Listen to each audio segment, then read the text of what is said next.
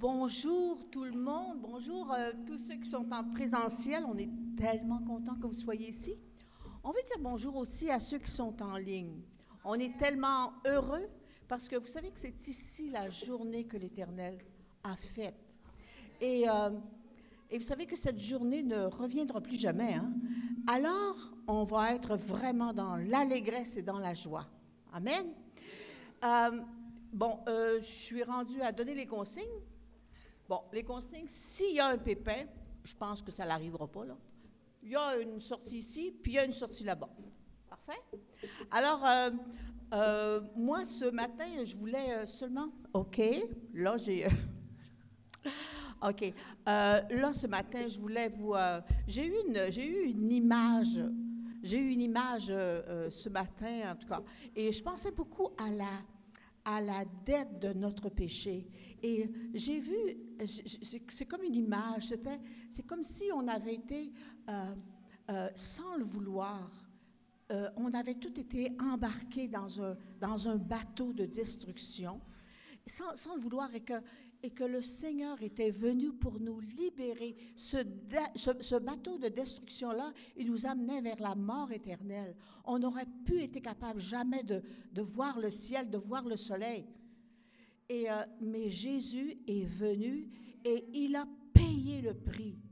Le prix était sa vie. Il a payé le prix afin qu'on puisse être sur un bateau qui nous amène dans des beaux rivages et que l'on puisse toujours voir le soleil. On va prier ce matin. On va vraiment remettre notre journée, notre réunion dans les mains du Seigneur et nous savons que nous allons être bénis. Seigneur notre Dieu, nous voulons te bénir ce matin. Nous nous sommes rassemblés, ceux qui sont en ligne aussi, pour vraiment te donner la gloire de tout ce que tu as fait pour nous avoir rachetés, pour avoir à la croix, d'avoir scellé notre pardon, de nous avoir rendus libres, Seigneur, rachetés éternellement, Seigneur. Nous voulons te bénir et te louer et nous te donnons cette réunion et te demandons de la bénir. En Jésus-Christ, nous avons prié. Amen. Je voulais juste vous dire un petit mot sur quelque chose que le Seigneur a mis dans ma tête. Ça fait à peu près 15 jours. Je lisais dans l'épître de Jean, c'était l'apôtre Jean qui disait que là, il disait au monde, en tout cas, il l'écrivait, ce qu'il avait vu, ce qu'il avait entendu, il l'avait touché concernant la parole de vie, et la vie a été manifestée. Moi, je voulais juste vous donner un petit témoignage de ce qui est arrivé dans ma vie et comment la vie a été manifestée. Vous savez, moi, je ne m'intéressais pas tellement à Dieu, ça ne m'intéressait pas. J'avais d'autres bidules à faire, non, pas du tout.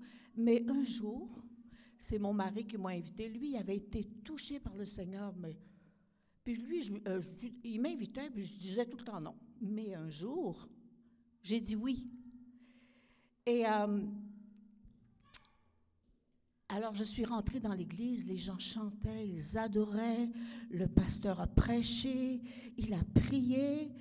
Et qu'est-ce qui s'est passé durant cette heure et demie-là? Moi, je crois que c'était comme le songe que Jacob a eu. Il y avait une échelle qui était dressée sur la terre et qui montait jusqu'au ciel, et les anges montaient et descendaient, et en haut, il y avait l'Éternel. Et vous savez, il n'y a personne qui a argumenté avec moi. Personne. Mais en 1 heure et demie, j'ai fait un virage de 180 degrés. Mais qu'est-ce qui s'est passé? C'est que la parole de vie, elle a été manifestée dans mon cœur, dans mon esprit. Toute ma perspective a été changée au complet en 1 heure et demie. Avouez que c'est quelque chose, hein? Et vous savez, je voulais dire à ceux qui sont en ligne et à ceux qui nous écoutent, vous savez, il y a de la puissance, il y a de la puissance quand le peuple de Dieu se rassemble.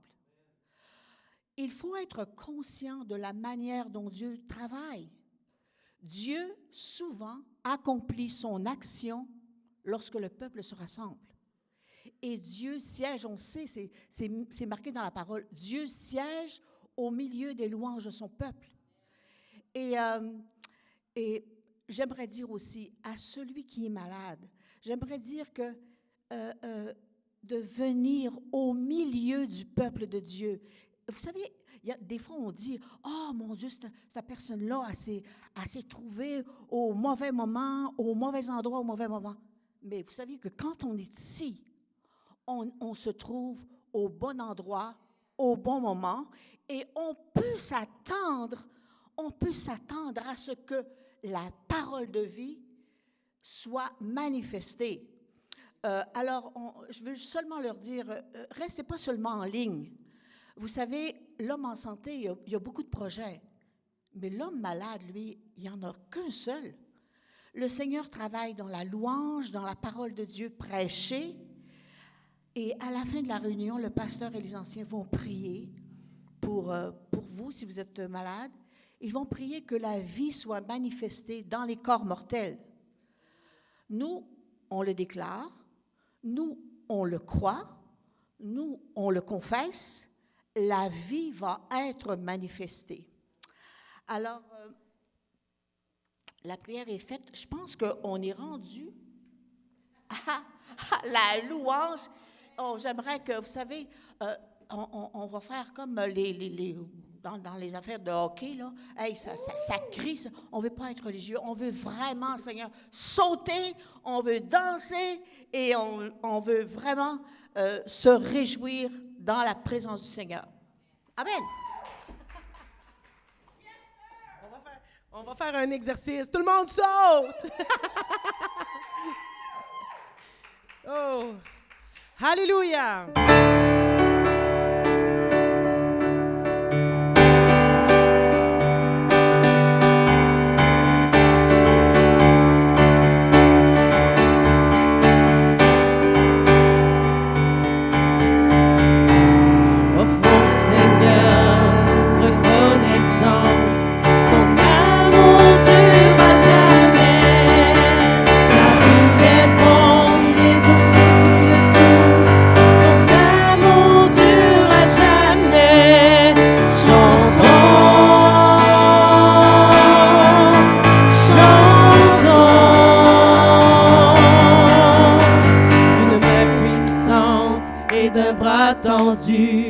Son amour dure à jamais.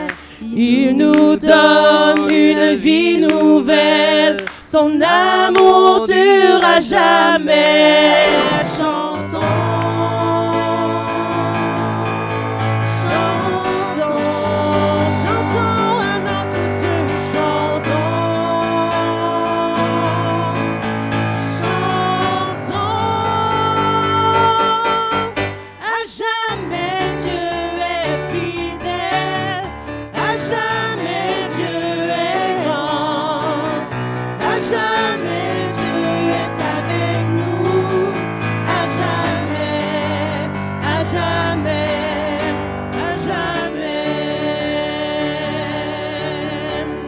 Lever du soleil jusqu'à son couchant, son amour dure à jamais.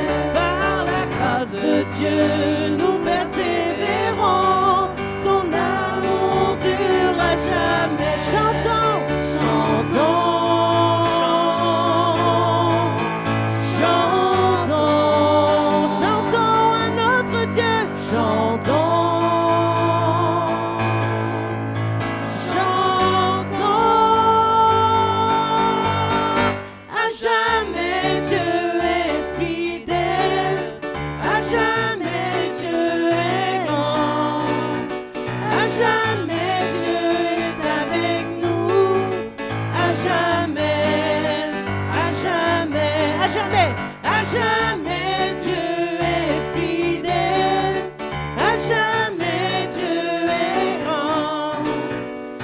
Jamais Dieu est avec nous, à jamais.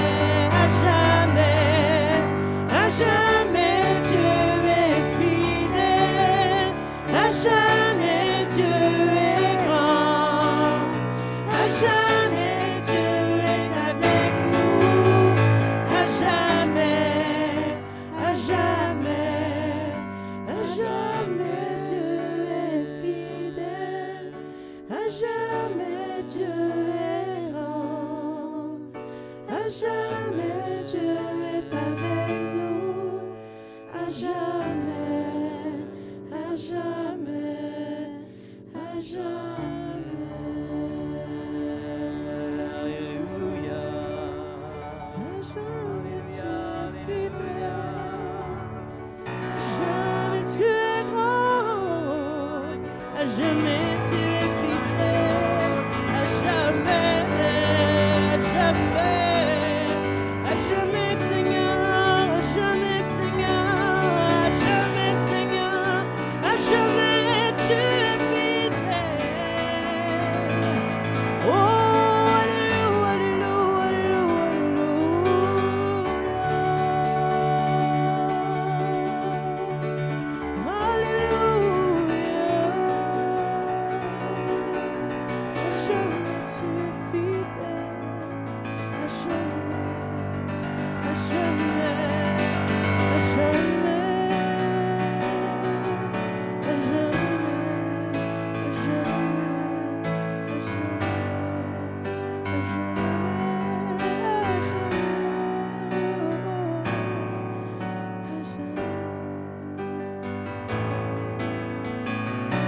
Tu es le Dieu fidèle,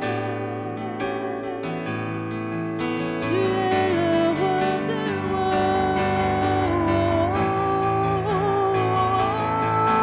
à jamais tu es fidèle, à jamais mon roi, tu es fidèle, alléluia, alléluia, tu es grand, alléluia. Merci Seigneur pour ta fidélité.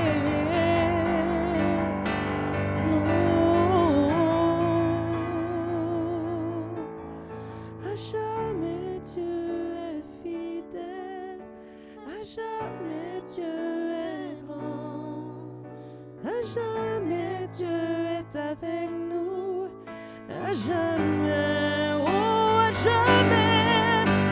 jamais Dieu est fidèle, à jamais Dieu est grand, à jamais Dieu est avec nous, à jamais, à jamais, à jamais. Acclamons l'Éternel, alléluia, alléluia.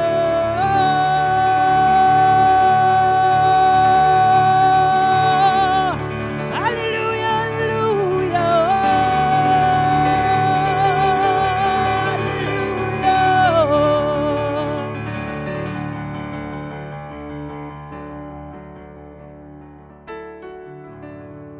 Alléluia. Merci Seigneur. Quand je sonde l'univers,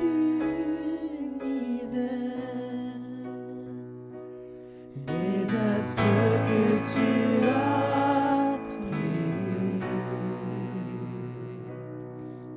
les océans, les mers, tout me révèle ta majesté. Alors mon âme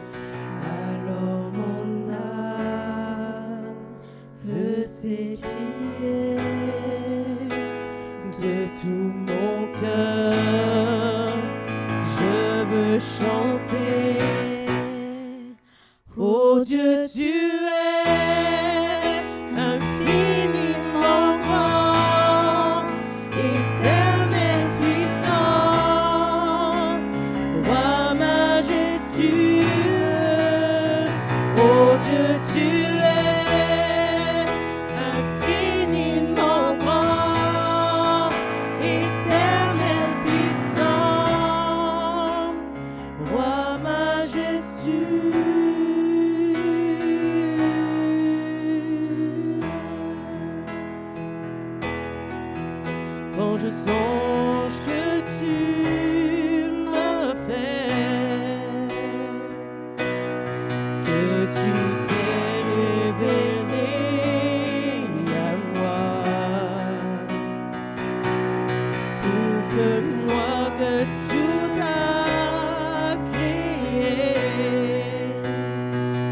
tu me révèles ta bonté.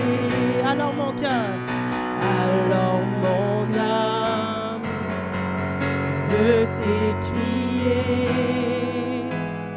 de tout mon cœur, je veux chanter. Oh Dieu, tu es infiniment grand, éternel puissant, roi majestueux. Oh Dieu, tu es infiniment grand, éternel puissant, roi majestueux. Oh Dieu, tu es infiniment grand, éternel puissant, roi majestueux. Oh Dieu, tu es infiniment grand, éternel puissant,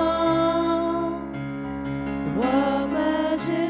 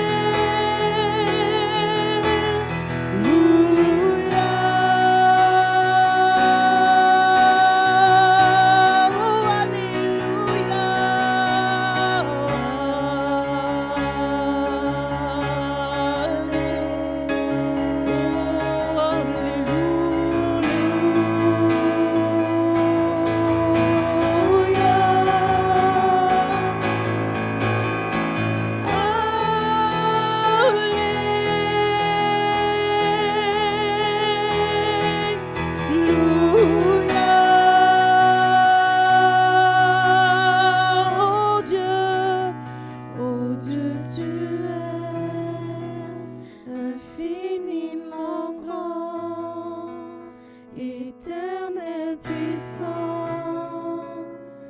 roi majestueux. Oh Dieu, tu es infiniment grand, éternel puissant, roi majestueux.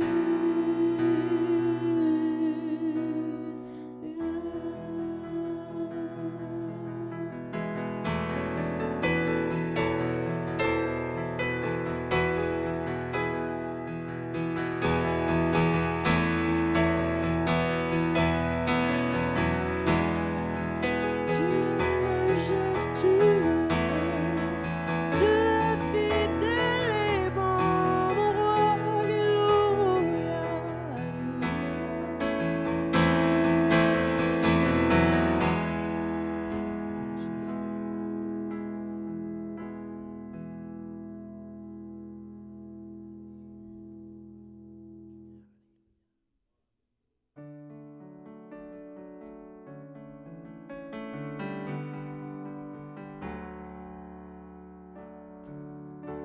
tu étais là dès la création, Fils unique de Dieu très haut. Le mystère de ta gloire révélé en toi, Christ notre Seigneur. Oh, ce nom est Seigneur.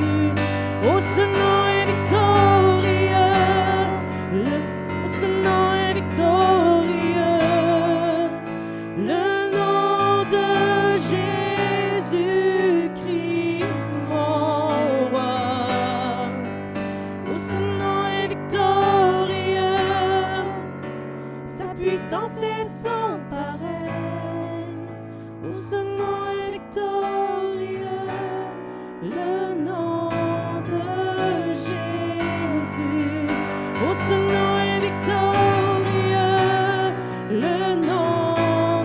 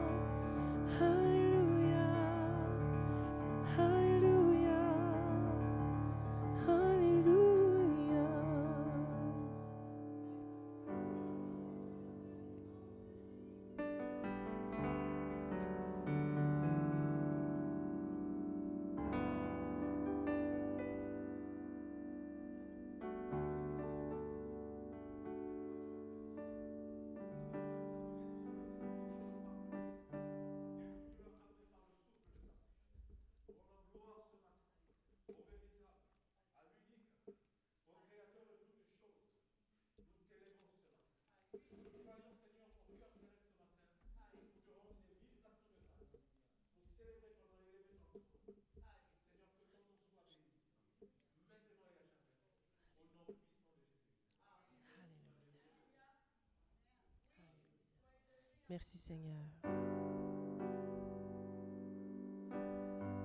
Tu traces un chemin au Père des miracles. Tu tiens tes promesses, tu viens dans les ténèbres.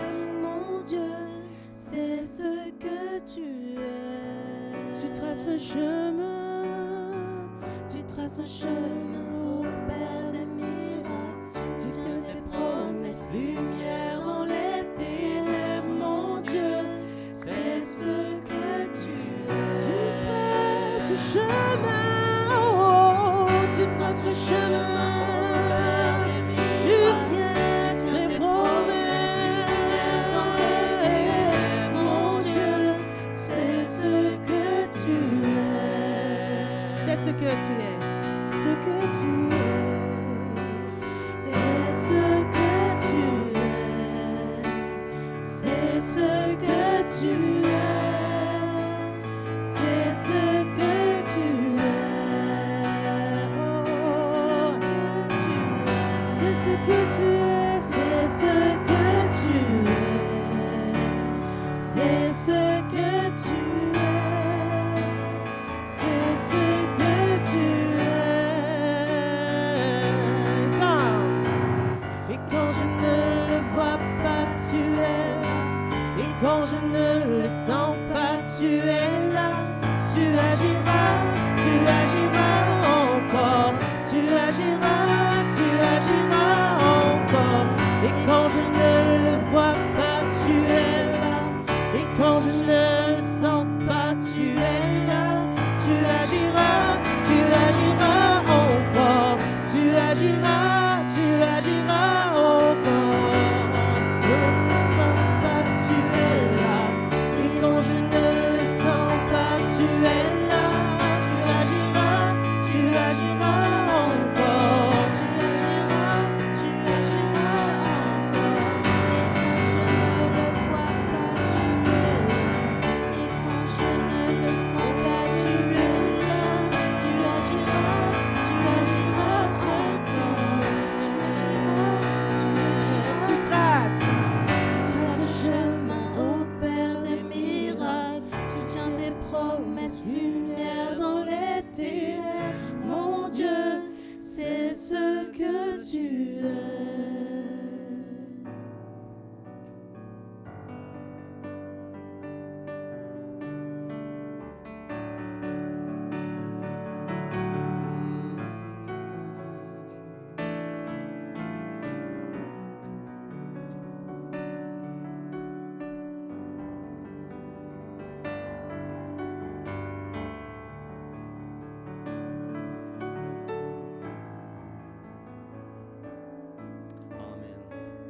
Amen. Oui, tu es le Dieu qui agit. Alléluia.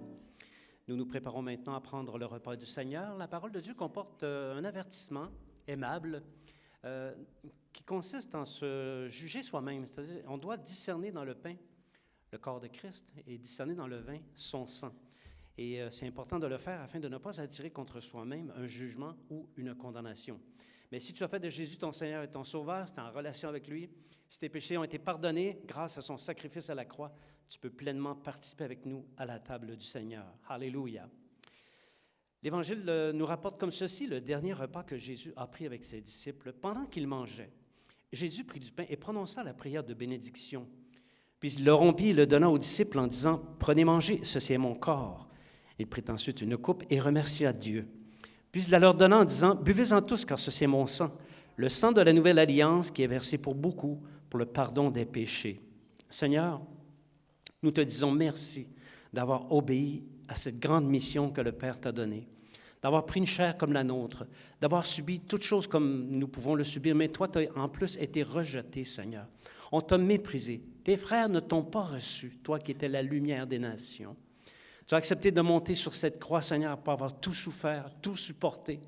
On t'a mis une couronne d'épines sur la tête, on t'a flagellé, on t'a fouetté, frappé, craché dessus, mis des clous dans les mains, dans les pieds, Seigneur. Et là, sur cette croix, ton sang a été versé. Tu l'as porté dans les cieux et tu as aspergé le propitiatoire dans les lieux célestes afin d'accomplir pour nous l'expiation de tous nos péchés. Et par ton sang, Seigneur, tous nos péchés sont pardonnés. Seigneur, nous te disons merci pour cela. Merci aussi d'avoir accompli la réconciliation entre nous et le Père. Merci, Seigneur Jésus, éternellement. Prenons maintenant les éléments.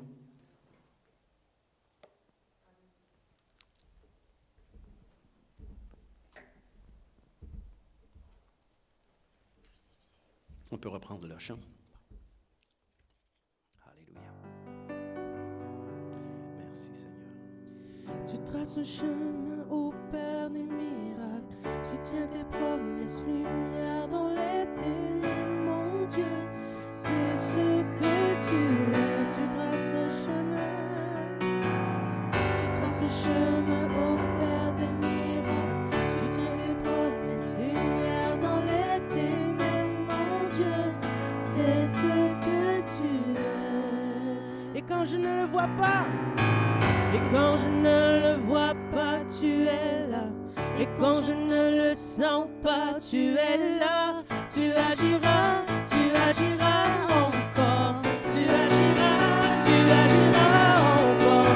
Et quand je ne le vois pas, tu es là.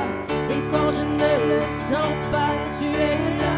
Tu agiras encore. Tu agiras encore. Et quand je ne le vois pas, tu es là. Et quand je ne le sens pas, tu es là. Tu agiras encore. Tu agiras encore. Tu traces un chemin au Père des miracles. Tu tiens tes promesses, lumière dans les ténèbres, mon Dieu. C'est ce que tu es. Acclamons l'Éternel, alléluia. C'est ce que tu es, c'est ce que tu es, alléluia. C'est ce que tu es.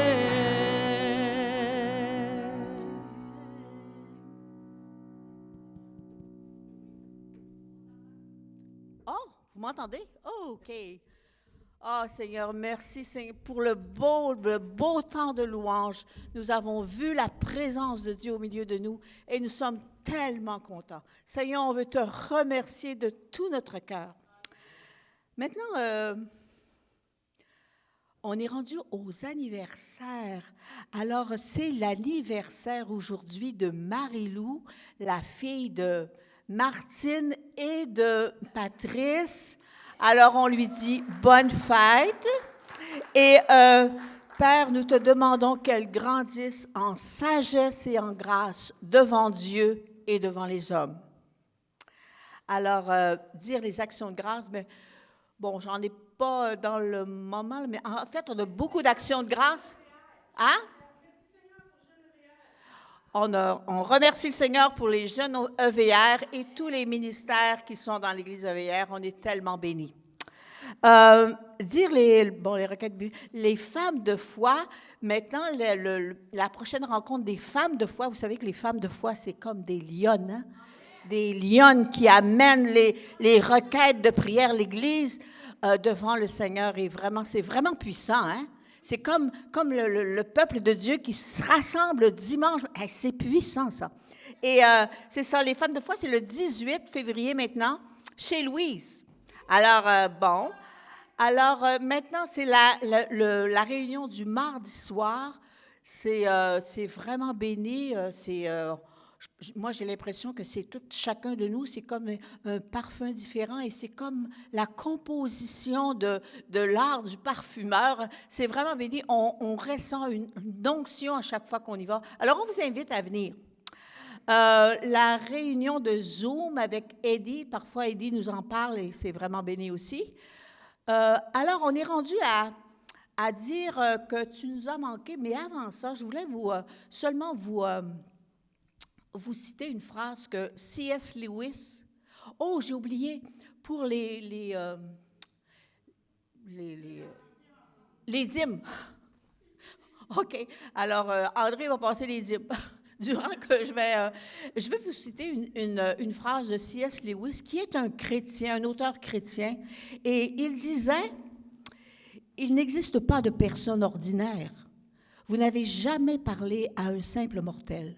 Votre voisin est la chose la plus sacrée qui ait jamais été présenté à vos sens. Alors maintenant, c'est le temps de... Dites, dites, vous m'avez manqué.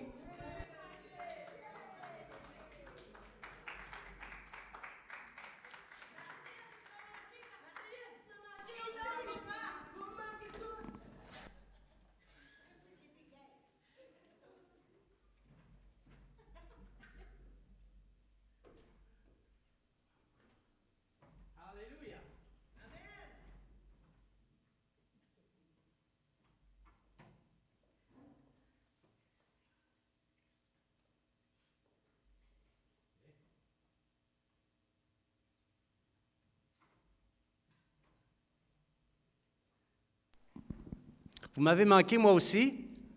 C'est toujours une joie d'être dans votre présence. C'est toujours une joie d'être avec le peuple de Dieu pour louer le Seigneur et entendre sa parole, mais aussi goûter sa présence. Goûter que le Seigneur est bon et qu'il est avec nous. Est-ce qu'on croit que Jésus est avec nous? Alléluia. Moi, je le crois. Alléluia. Et je sais que Dieu veut faire des choses extraordinaires dans nos vies. Merci Seigneur. Le titre du message ce matin, c'est « Les fils de Dieu ».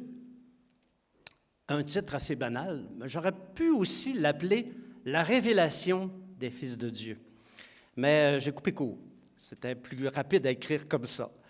Donc, on va plonger là-dedans. On va plonger un petit peu dans la parole de la prophétie. On va parler un petit peu, pas beaucoup, pas comme je souhaiterais le faire, de la fin des temps. On va parler de ça, mais en fait, on va se servir de ça pour s'édifier quant à la souffrance qui existe pendant le temps qu'on attend le Seigneur Jésus.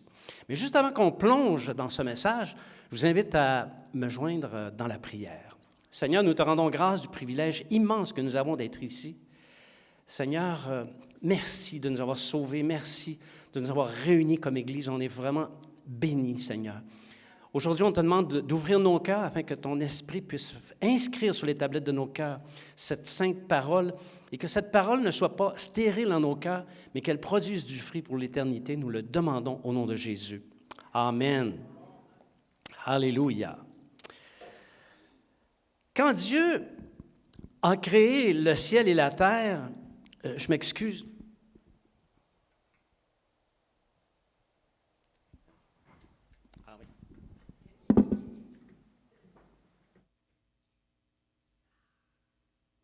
Ah, ça va mieux comme ça. Oui, qu'est-ce que je disais? Non. Vous aviez besoin de nous en souvenir. On peut croire qu'il a mis en exécution un plan qu'il avait échafaudé ou structuré depuis la nuit des temps. Oui, parce que, étant éternel, nul ne sait combien de temps ça a pris à Dieu pour développer le plan de la création. C'est extrêmement structuré, la création. Il y a beaucoup de science là-dedans. Là. C'est sûr que Dieu a développé un plan avant de procéder à la création. Et c'est un plan extraordinaire.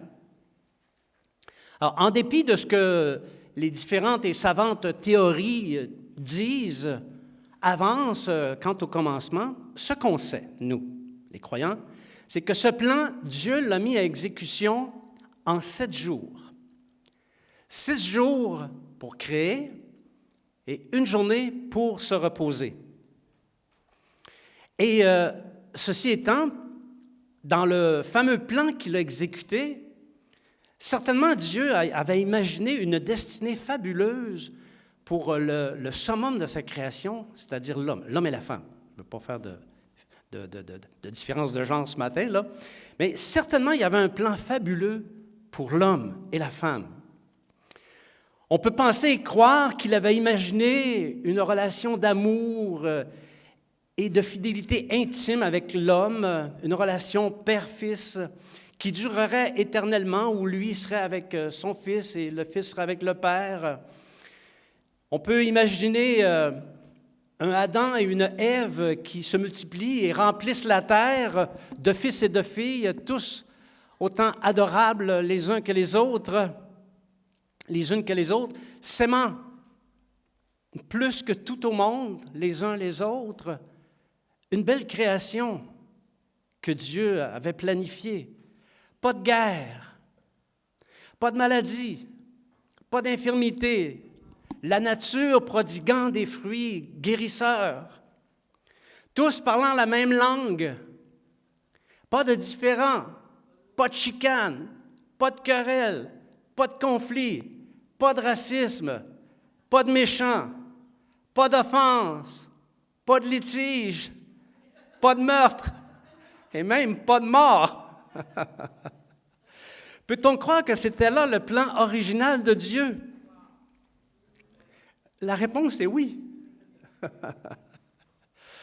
Mais voilà que, sorti de nulle part, un serpent, futé et habile de la langue, les a égarés de la voie que Dieu leur avait prescrite. Et par cet acte de désobéissance, le paradis imaginé par Dieu s'est envolé. Hein? Il a même mis un chérubin avec l'épée flamboyante pour empêcher quiconque d'y entrer, mais le paradis, il a été subtilisé. C'est envolé. Et au lieu de la vie, de la félicité, du bonheur, de l'amour, de la santé, d'arbres fruitiers et de toutes sortes de bénédictions de Dieu, sont apparus la mort, le travail, les malheurs, la haine, la douleur, les ronces et les épines et toutes sortes de malédictions. Grand était le péché d'Adam. Et il a brisé, on pourrait dire, le plan original de Dieu. Est-ce que ce qui est arrivé dans le Jardin d'Éden, est-ce que Dieu avait planifié ça? Je ne pense pas. Est-ce que Dieu a été surpris par ce qui s'est passé dans le Jardin d'Éden? Je ne pense pas non plus. Est-ce que la catastrophe du Jardin d'Éden a modifié le plan original d'une relation d'amour et de fidélité intime avec l'homme qui durerait éternellement? Non. Le plan existe encore. Et ce matin, nous allons plonger nos réflexions dans ce sujet pour connaître ce qu'il en est de la volonté de Dieu à l'égard de ses vrais fils, des fils et des filles de Dieu, en attendant qu'il rétablisse la situation originalement prévue dans son plan. Est-ce que ça vous intéresse ce matin? La révélation des fils de Dieu. Il faut constater et accepter que la chute d'Adam a retardé, pour un temps, la réalisation du plan original de Dieu. De la même manière que si le plan de Dieu pour Israël, c'était de lui donner sans délai le pays de Canaan, à cause de ses infidélités, ce plan a été retardé de 40 ans.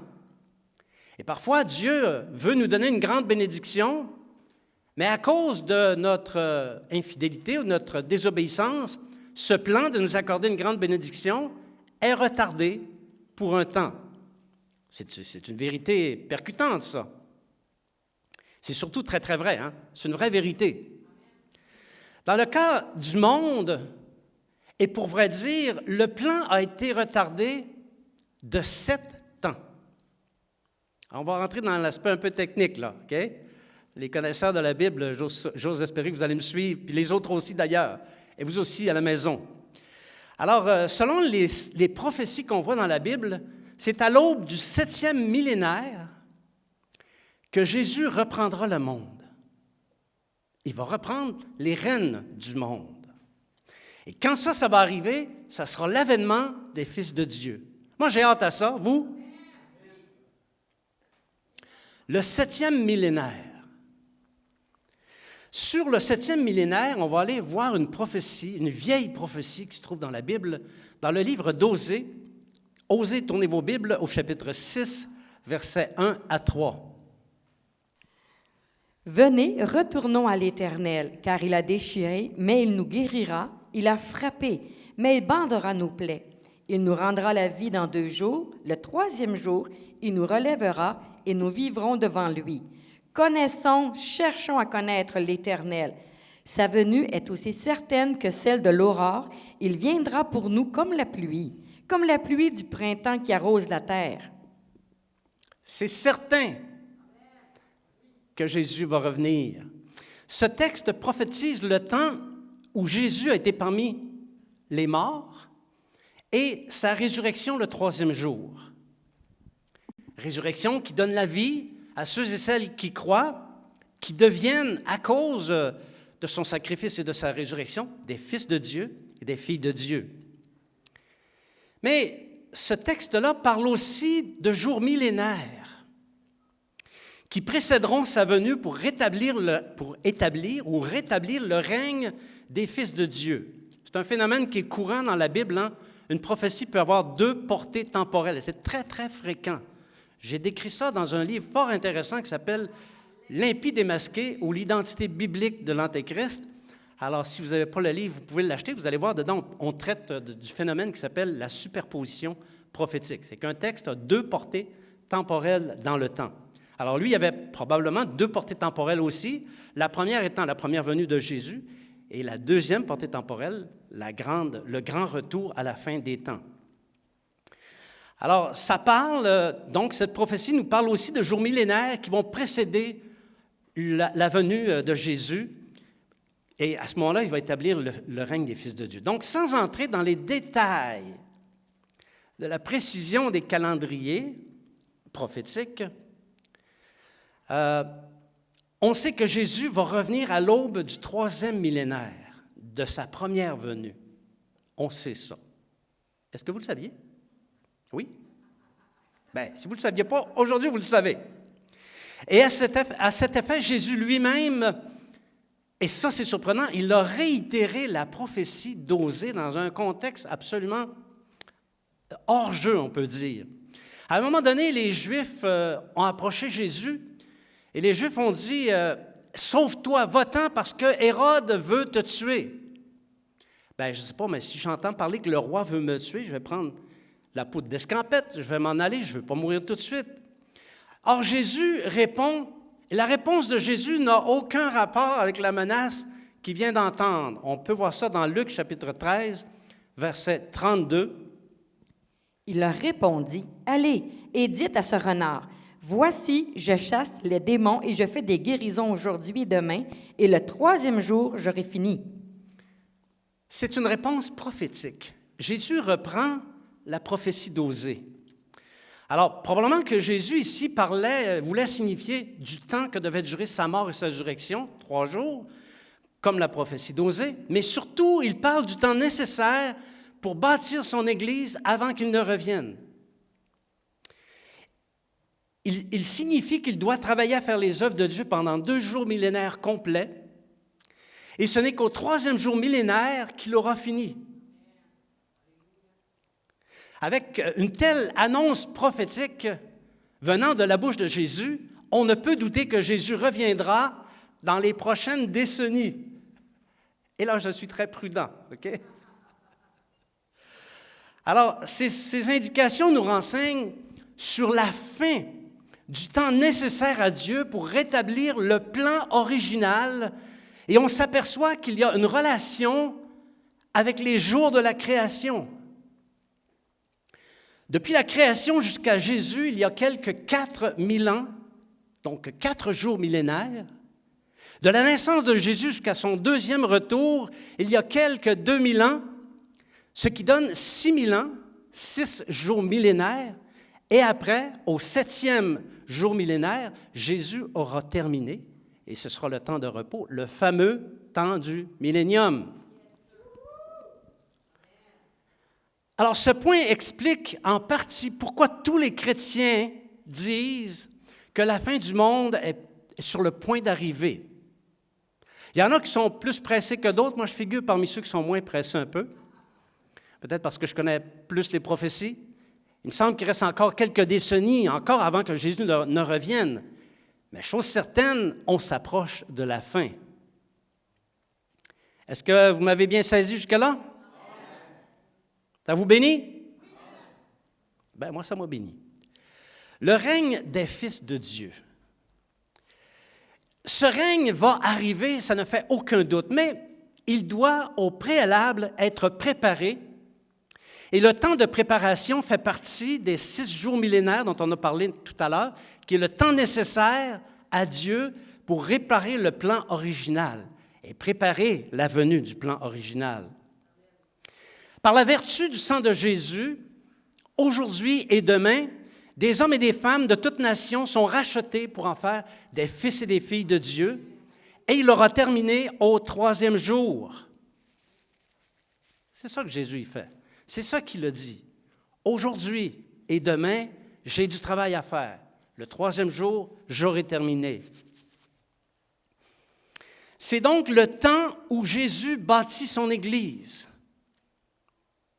C'est aussi ce que les prophéties appellent le temps des nations. Pourquoi? Parce que le mandat de porter le salut dans le monde est passé des Israélites aux nations du monde. Plus précisément, 7 nations, mais on ne va pas entrer là-dedans aujourd'hui. Okay? Ça porte aussi le nom du temps de la patience de Dieu qui va se terminer lorsque le dernier homme, dernière femme se convertira et alors Jésus reviendra sur la terre pour rétablir son plan original. Ce temps va depuis le ministère de Jésus, le temps du ministère de Jésus, jusqu'au dernier jour. C'est le temps que va durer cette prophétie. Et après, ce sera le règne des fils de Dieu. Et j'ai hâte à ce jour-là. Dans ce nouveau monde, l'homme vivra dans une félicité semblable à celle d'Éden. Ils seront dans une relation d'amour et de fidélité en intimité avec leur Père, et ce sera l'amour partout sur la terre. Et là, je ne vous parle pas de tout le contexte d'une nature renouvelée, d'une terre qui va se renouveler et où il va faire bon vivre, alléluia, où il n'y aura plus de malheur. Le plan original, enfin, va prendre place. Souffrir les douleurs de l'enfantement. Pendant le temps qui est nécessaire à Dieu et à son Fils pour préparer le règne à venir, soit 2 millénaires et quelques, il est clair que ceux qu'il a rachetés par son sang vivront la souffrance. La création tout entière est dans la souffrance. C'est ce que nous dit Romains, chapitre 8, versets 22 à 23. Or, nous savons que jusqu'à ce jour, la création tout entière soupire et souffre les douleurs de l'enfantement. Et ce n'est pas elle seulement, mais nous aussi, qui avons les prémices de l'Esprit, nous aussi nous soupirons en nous-mêmes en attendant l'adoption, la rédemption de notre corps. Nous aussi, nous souffrons. Pour une raison ou pour une autre, nous souffrons. Ne serait-ce que ce temps d'attente, alors que nos yeux voient la méchanceté tout partout dans le monde, la cruauté, tous ces hommes qui se détournent du plan de Dieu, ça nous fait mal. On lit les nouvelles, ça nous fait mal. Nous sommes souffrants. Si tu es disciple de Jésus, c'est sûr que tu souffres. Pourquoi? Bien, parce que Jésus souffre. Il ne faut pas croire que Jésus est indifférent à toute la méchanceté et toute la cruauté qui se produit dans le monde. On entend des choses parfois où les oreilles veulent se boucher d'elles-mêmes, tellement c'est méchant. Jésus souffre quand ses lois et son nom sont méprisés et blasphémés à cœur de jour par des moqueurs, par des hommes méchants. Il souffre quand ses disciples sont malmenés, du simple fait qu'ils l'aiment et qu'ils lui obéissent. Quand tu subis une injustice et que tu élèves la voix vers Jésus et que tu exprimes ta souffrance, Jésus aussi souffre. Quand un disciple se fait assassiner dans certaines parties du monde, Jésus souffre.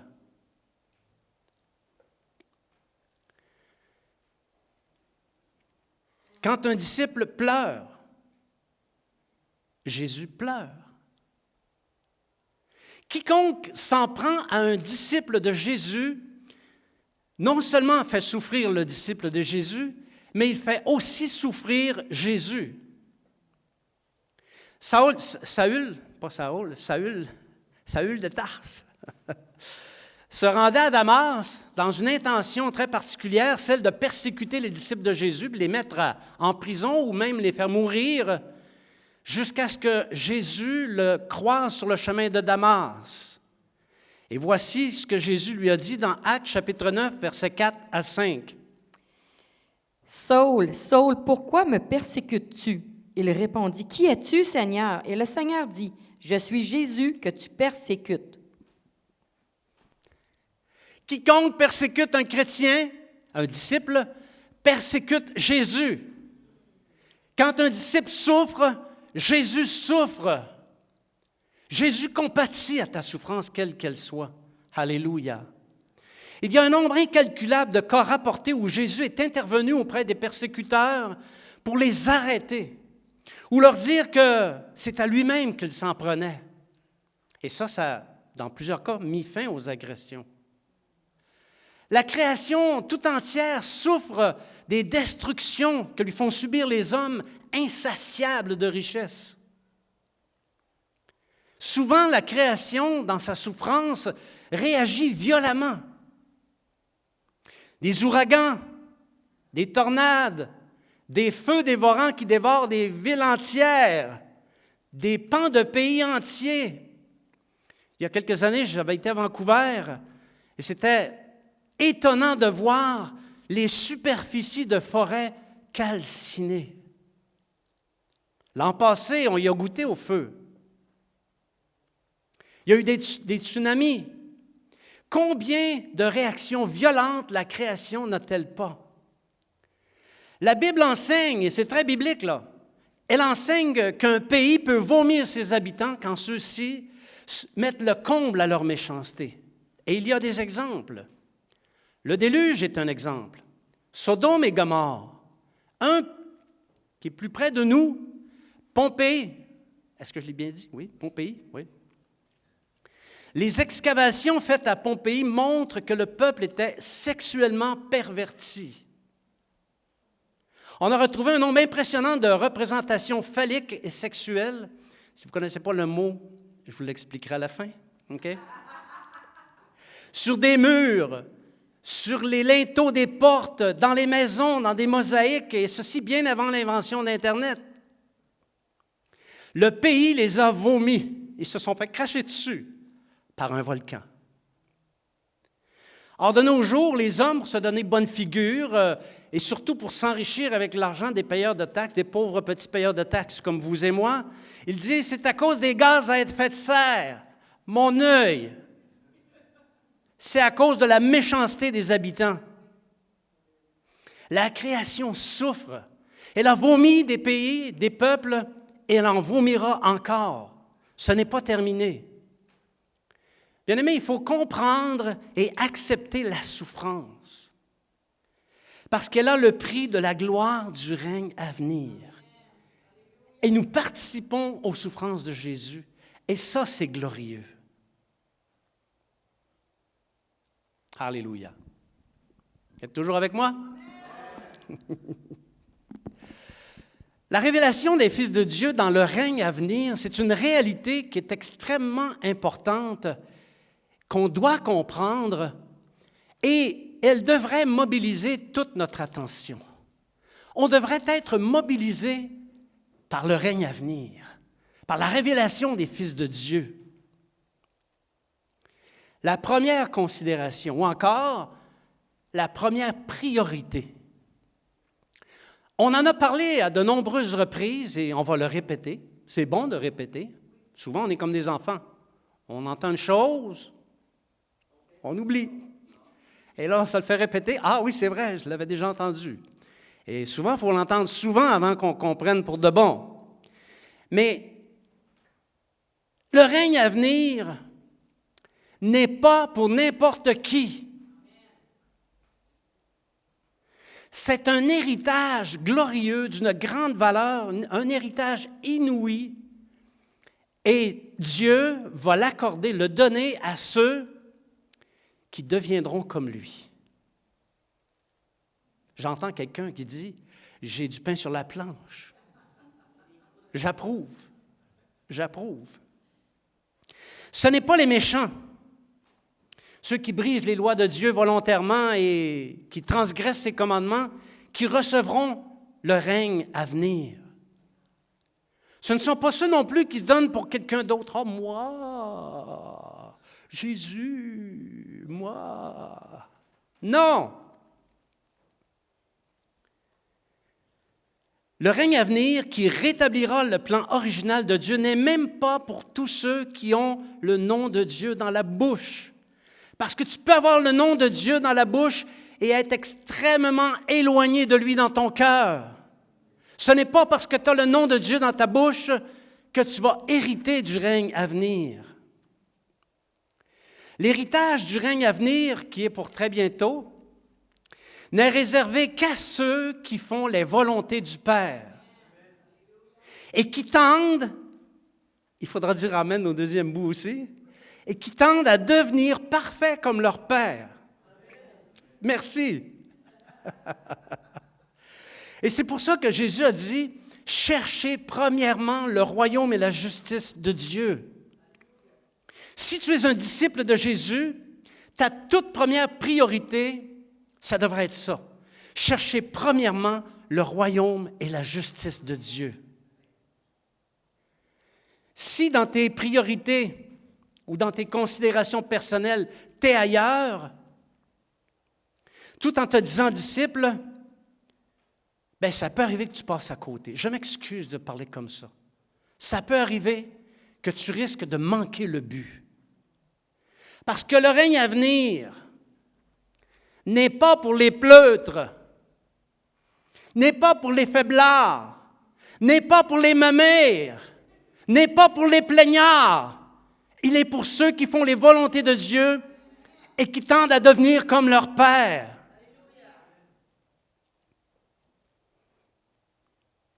Les prescriptions que Jésus nous a données ne sont pas inatteignables. L'Évangile, ce n'est pas un but inatteignable, ni impossible à réaliser. Les prescriptions que Jésus nous a données, elles sont là. On peut les lire. Elles sont à la portée de celui qui aime Dieu. Il peut les consulter, les apprendre par cœur et chercher à les faire afin d'accomplir dans sa vie la volonté de Dieu. Alléluia! Jésus a dit ceci dans Matthieu chapitre 5, versets 43-48. Vous avez appris qu'il a été dit, tu aimeras ton prochain et tu haïras ton ennemi. Mais moi, je vous dis, aimez vos ennemis, bénissez ceux qui vous maudissent, faites du bien à ceux qui vous haïssent et priez pour ceux qui vous maltraitent et qui vous persécutent, afin que vous soyez fils de votre Père qui est dans les cieux, car il fait lever son soleil sur les méchants et sur les bons, il fait pleuvoir sur les justes et sur les injustes. Si vous aimez ceux qui vous aiment, quelle récompense méritez-vous? Les publicains aussi n'agissent-ils pas de même?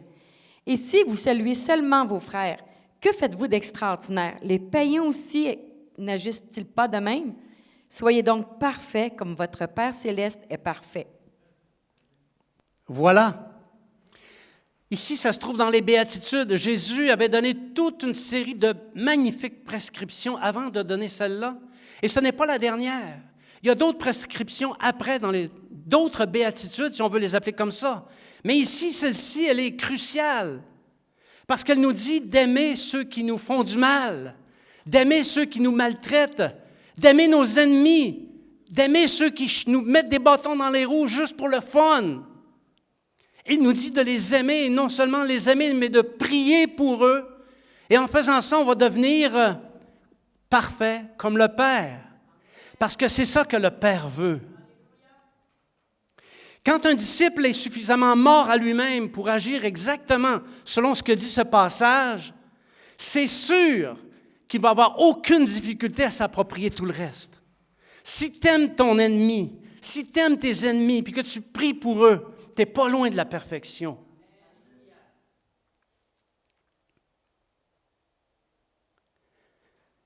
C'est pas possible. Il n'est pas possible de devenir un fils de Dieu véritable si nous n'aimons pas ceux qui nous font du mal. Depuis que je suis tout jeune chrétien, mon parcours a été parsemé de gens qui ne m'aimaient pas, malgré le fait que je leur faisais du bien. De combien de complots ai-je été l'objet dans mon milieu de travail? Ça ne m'a pas empêché de prier pour ces gens-là et de les aimer. On est fils de Dieu quand on les aime. Parce que les gens qui nous font du mal, les méchants qui nous font du mal, pensez-y comme il faut. Supposons qu'une vie, ça dure 70 ans. Supposons. Je sais que ça se rallonge aujourd'hui, là. Mais 70 ans à supporter ceux qui te font du mal, c'est rien en comparaison avec l'éternité. Parce que si lui, le méchant pour qui tu pries, ne se repent pas, ne revient pas de sa mauvaise voie, il va être dans l'état de perdition pour l'éternité. Est-ce que quelqu'un a déjà mesuré l'éternité? Il y a des scientifiques qui ont établi que l'éternité, statistiquement puis mathématiquement, c'est impossible. Hein? Mathématiquement, on ne peut pas quantifier, mesurer. Ça ne se mesure pas. Quel que soit le point que tu te places dans l'histoire, que tu cherches à savoir combien de temps il y a avant, tu vas être dans l'éternité, tu n'es pas capable de l'atteindre. Quel que soit le point que tu regardes vers le futur, tu n'es pas capable de l'atteindre non plus. Mathématiquement parlant, l'éternité, ça ne se prouve pas. Alors, l'éternité ou le méchant qui va t'avoir fait du mal pendant quelques années, dans tes 70 ans, lui, il va être dans les temps de feu éternellement. Ça n'aura jamais de fin. Je pense que ça mérite qu'on prie pour lui, même s'il est méchant pour nous. Non? Ça mérite qu'on supporte un petit peu de leur méchanceté, en les aimant. La Bible ne nous dit pas qu'il faut qu'on leur lèche les bottes. Ça ne dit pas ça, là. Ça dit de les aimer. Si tu pries pour ton ennemi, c'est parce que tu l'aimes. Tu lui manifestes de l'amour. Alors, aimer son ennemi, c'est aussi ne pas chercher à lui rendre le mal qu'il nous fait. Ah, check-moi bien aller. Il va s'en souvenir. Tu ne créeras pas à ça quand ça va arriver. Là, je parle québécois un peu. Je ne suis pas très familier pour mes amis africains, là. Mais c'est quand même ça. OK? Et beaucoup de chrétiens sont dans la vengeance. Ils viennent à l'Église, ils ont le nom du Seigneur Jésus dans la bouche. Et au lieu de prier pour leurs ennemis, au lieu de les aimer, ils cherchent à se venger. Œil pour œil, dent pour dent. Alors, vous savez, le verset qu'on a lu tout à l'heure, qui disait « La création tout entière souffre et soupire les douleurs de l'enfantement », le verset qui précède ce passage-là, c'est Romains 8, 18, et on va le lire ensemble. J'estime que la souffrance du temps présent ne saurait être comparée à la gloire à venir qui sera révélée pour nous. Ta souffrance, il n'y a rien là. Il n'y a aucune commune mesure en rapport avec la gloire que tu vas avoir si tu es patient dans ta souffrance, si tu es patient dans ta douleur. Tu vas hériter du royaume. Le plan original de Dieu va se dérouler et tu vas en faire partie. Alléluia! C'est ça, bien-aimés, qui fait de nous des fils de Dieu. Souffrir pour Christ comme Christ souffre pour nous aussi.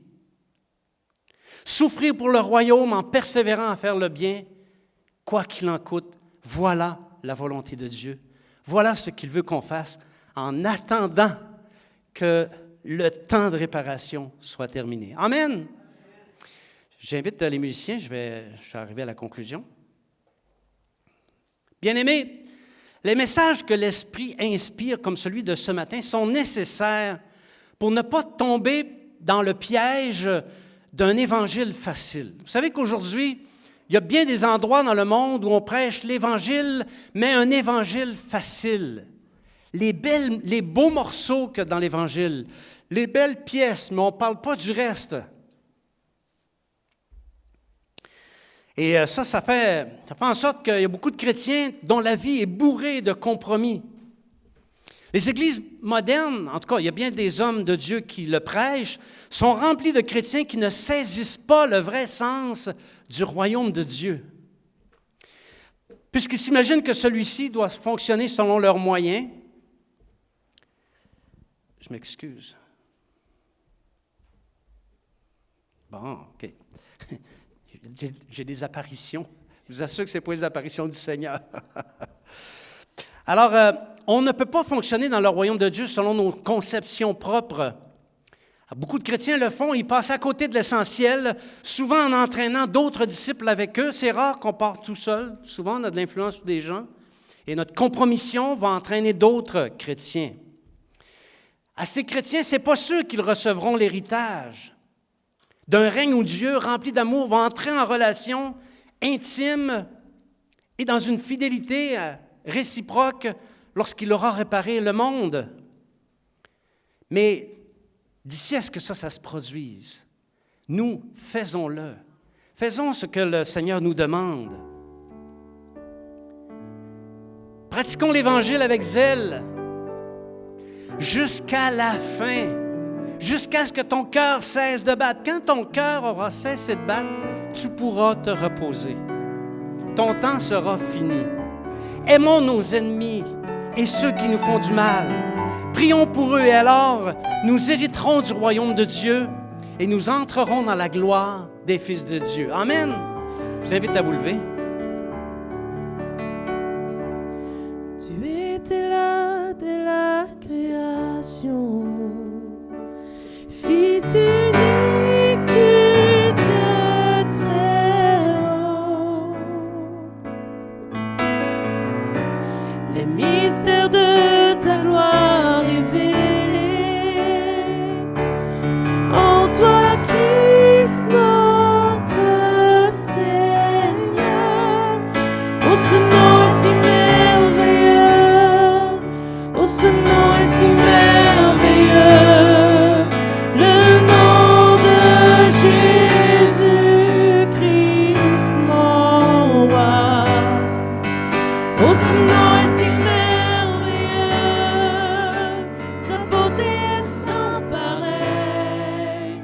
Oh, ce nom est si merveilleux, le nom de Jésus.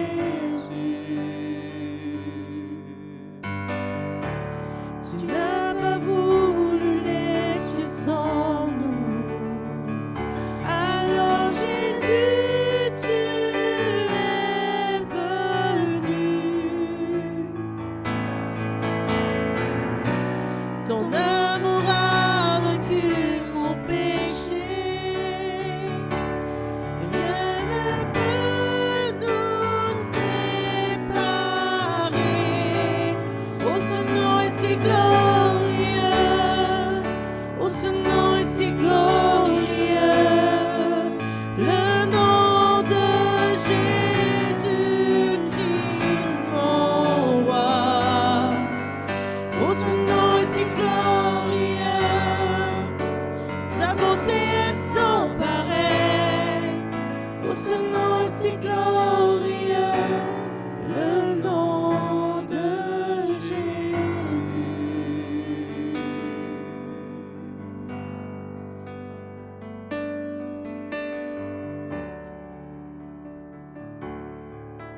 Alléluia. Merci Seigneur. Seigneur, nous te remercions pour cette parole vivifiante que tu nous donnes. Seigneur, nous sommes conscients de qui nous sommes et à quel royaume nous appartenons. Et nous sommes conscients, Seigneur, que c'est pour un temps seulement où il y a de la souffrance. Oui, on voudrait dire, il n'y a pas de souffrance, mais Seigneur, il y en a. Et s'il n'y en a pas aujourd'hui, il y en aura demain. Et s'il n'y en a pas aujourd'hui, peut-être il y en a eu hier. Aide-nous, Seigneur, à être parfaits comme le Père. Aide-nous à aimer nos ennemis, à aimer ceux qui nous persécutent, qui nous font du mal. Aide-nous, Seigneur, à partager la souffrance que toi-même tu supportes à cœur de jour depuis déjà si longtemps, Seigneur. Les jours du temps nécessaires à la réparation du royaume arrivent à leur terme, Seigneur. Mais chose certaine, c'est que nous voulons être participants de ce règne à venir. Nous voulons être des fils et des filles de Dieu à part entière, qui recevront l'héritage, non pas à cause de nos mérites, mais à cause de ton sacrifice à la croix, et aussi à cause, Seigneur, de notre obéissance à tous tes commandements, à toutes tes prescriptions. Seigneur, je veux vraiment te prier pour tous ceux et celles qui présentement ont des difficultés, soit qui sont dans la douleur, soit qui sont dans une tourmente, une persécution, ou encore qui ont des problèmes avec des gens qui les haïssent. Je veux prier, Seigneur, que ta grâce vienne les visiter maintenant. Que tes frères et tes sœurs soient soulagés de leur douleur, de leur souffrance. Donne-leur du courage et de la consolation. Je te le demande au nom de Jésus. Merci, Seigneur. Nous allons maintenant faire la prière de conclusion. Si quelqu'un a des besoins de prière, peut avancer pendant que je fais la prière de conclusion et qu'on fait un dernier chant de louange. Seigneur, merci pour ce temps où on a été ensemble, où on a pu bénéficier de ta parole et bénéficier de ton Saint-Esprit. Merci, Seigneur, parce que tu es avec nous. Tu nous aides, tu nous vivifies. Je veux te demander, Seigneur, de protéger, de garder tes disciples dans la semaine qui s'en vient. Garde-nous des malheurs, garde-nous de la maladie, garde-nous de toutes choses mauvaises, afin que nous puissions te servir en toute liberté, avec la joie dans le cœur. Nous le demandons au nom de Jésus. Amen. Merci, Seigneur. N'oubliez pas, il y a des occasions de partage cette semaine. Il ne faudrait pas les manquer. Il y a le mardi, il y a le mercredi, il y a les femmes de foi. Soyons dans la communion fraternelle les uns avec les autres. N'oubliez pas de parler à quelqu'un de ce beau règne qui s'en vient, de la bonne nouvelle qui est devant nous. Ici, à ce qu'on se revoit la prochaine fois, puisse le Seigneur fasse luire sa face sur vous abondamment. Alléluia. La terre a tremblé, le voile s'est déchiré, désarmant la mort et le péché. Les cieux chantent ta gloire, l'écho de ta victoire, car tu es le roi ressuscité. Tu es sans rival, tu es sans égal. Dieu, tu triomphes à tout jamais. À toi soit le règne, à toi soit la gloire.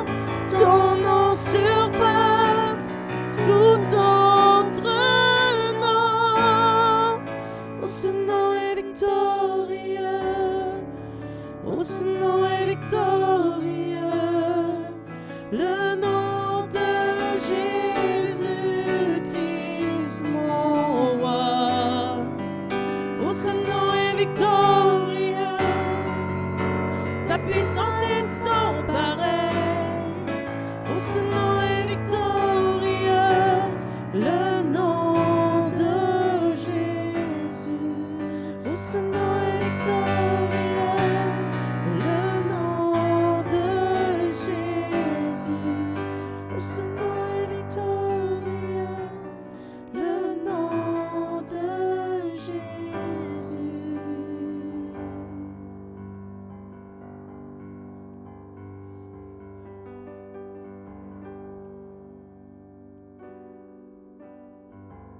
Tu es là, présent parmi nous. Je t'adore, je t'adore. Tu es là, agissant parmi nous. Je t'adore, je t'adore. Tu traces un chemin, tu traces un chemin au Père des miracles. Tu tiens tes promesses, lumière dans les ténèbres.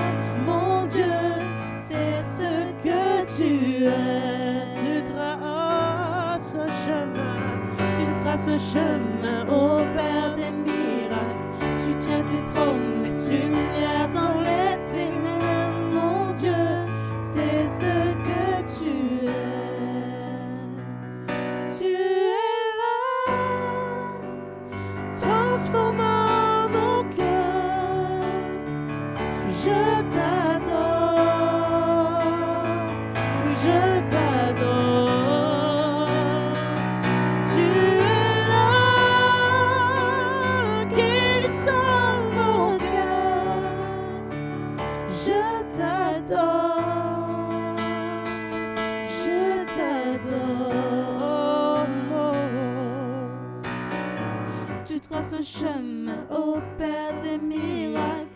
tiens tes promesses, lumière dans les ténèbres, mon Dieu, c'est ce que tu es. Tu traces un chemin, tu traces un chemin au Père des miracles.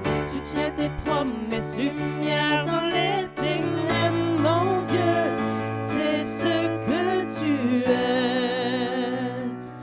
Tu es là, transformant nos vies. Je t'adore, oui, je t'adore. Tu es là, tu restaures les cœurs brisés. Je t'adore, je t'adore.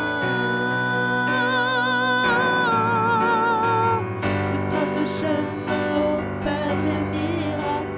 Tu tiens tes promesses, lumière dans les ténèbres, mon Dieu, c'est ce que tu es. Tu traces un chemin, tu traces un chemin au Père des miracles. Tu tiens tes promesses, lumière dans les ténèbres, mon Dieu, c'est ce que tu es. Et quand je ne le vois pas, et quand je ne le vois pas, tu es là. Et quand je ne le sens pas, tu es là. Tu agiras encore. Tu agiras encore. Et quand je ne le vois pas, tu es là. Et quand je ne le sens pas, tu es là. Tu agiras encore. Tu agiras encore. C'est ce que tu es. Et quand je ne le sens pas, c'est ce que tu es. Tu agiras. C'est ce que tu es. C'est ce que tu es. Oh. C'est ce que tu es. C'est ce que tu es. C'est ce que tu es. Tu traces un chemin. Oh, oh. Tu traces un chemin au Père des miracles. Tu tiens tes promesses, lumière dans les ténèbres, mon Dieu, c'est ce que tu es. Oh, oh, oh. Tu traces un chemin au Père des miracles. Tu tiens tes promesses, lumière dans les ténèbres, mon Dieu, c'est ce que tu es.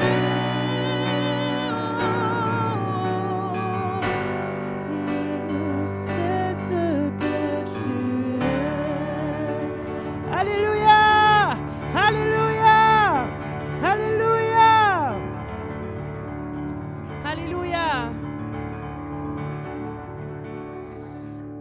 Bonne semaine, que le Seigneur vous bénisse abondamment!